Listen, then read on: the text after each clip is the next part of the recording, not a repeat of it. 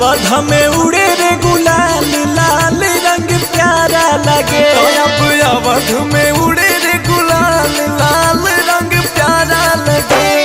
प्यारा लगे जी बड़ी प्यारा लगे। प्यारा लगे जी बड़ी प्यारा लगे। हो प्यारा लगे जी बड़ी प्यारा लगे।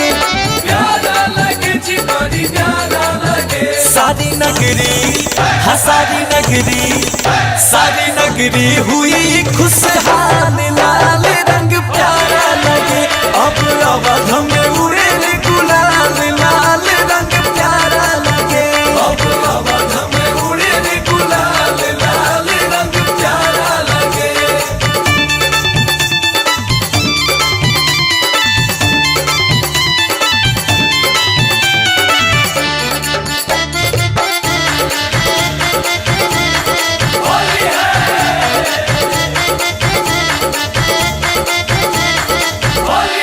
खेल रहे होरी रघुनंदन माथे लगाए चंदन जी माथे लगाए चंदन। हाजी माथे लगाए चंदन।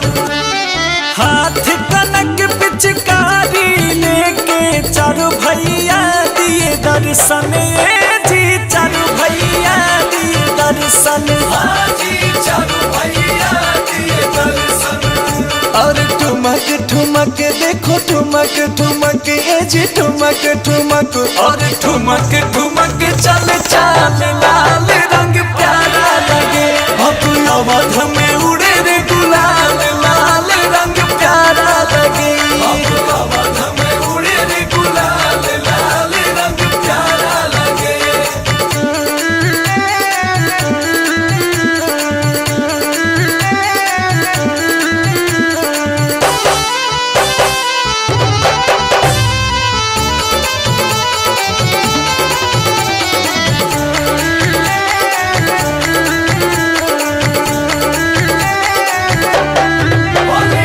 रंग बरसे है अयोध्या मेरे रामलला के द्वारे। हाजी रामलला के द्वारे। हाजी रामलला के द्वारे। इंद्रधनुष के सातों रंग प्रभु चेहरे पर है उतारे। हाजी चेहरे पर है उतारे। हाजी चेहरे पर है उतारे। झूमे गरदा